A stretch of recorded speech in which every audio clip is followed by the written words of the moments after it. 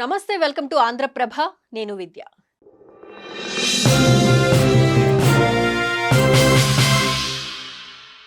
ఏపీలో ప్రస్తుతం ఉన్న పరిస్థితుల్లో మహానాడు నిర్వహణ సాధ్యమేనా? ఓవైపు కరోనా మార్గదర్శకాలు ఇచ్చిన ప్రభుత్వం మరోవైపు మహానాడును నిర్వహిస్తుందా? చిన్న చిన్న సమావేశాలను కార్యక్రమాలను వాయిదా వేసుకోవాలని సూచనలు ఉండగా 5 లక్షల మందితో టీడీపీ మహానాడు ఏ విధంగా ఏర్పాటు చేస్తున్నారు? నిబంధనలు మహానాడుకు వర్తించవా? ప్రస్తుతం అందరిలో ఇవే ప్రశ్నలు. భారత్లో కరోనా చాప కింద నీరులా వ్యాపిస్తోంది. దేశవ్యాప్తంగా కరోనా కల్లోలం సృష్టిస్తుండగా తెలుగు రాష్ట్రాల్లోనూ కేసులు నమోదయ్యాయి. ఏపీలోని విశాఖలో ఓ కేసు నమోదైన సంగతి తెలిసిందే. తాజాగా కడప రిమ్స్లో ఓ వృద్ధురాలికి పాజిటివ్గా నిర్ధారణ కావడంతో ప్రజల్లో భయం పెరుగుతోంది.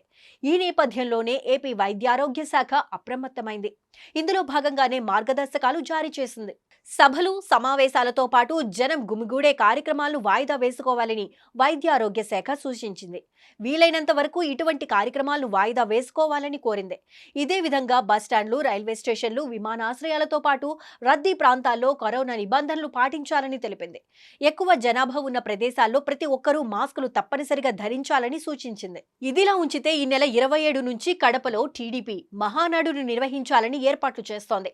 ఇందుకోసం 5 లక్షల మందిని సమీకరిస్తోంది కూడా. రాయలసీమ గడ్డపై జరగనున్న ఈ సభ రాజకీయంగా, సంస్థాగతంగా టీడీపీకి కీలకమైన ఘట్టంగా నిలుస్తుందని భావిస్తోంది. 3 రోజుల పాటు జరిగే మహానాడులో పలు కీలక తీర్మానాలను టీడీపీ ఆమోదించేందుకు సమాయత్తమవుతోంది. అంతేకాదు, ప్రధాన ప్రతిపక్ష నేత వైఎస్ జగన్ సొంత జిల్లాలో మహానాడు నిర్వహించడం ద్వారా టీడీపీ రాజకీయంగా పైచేయి సాధించాలని భావిస్తోంది.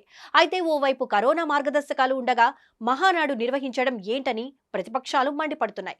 వైద్యారోగ్య శాఖ ఇచ్చిన మార్గదర్శకాలు టీడీపీ మహానాడుకు మినహాయింపా అని ప్రశ్నిస్తున్నాయి. దీనిపై టీడీపీ ఏ విధంగా రెస్పాండ్ అవుతుందనేది తెలియాల్సి ఉంది.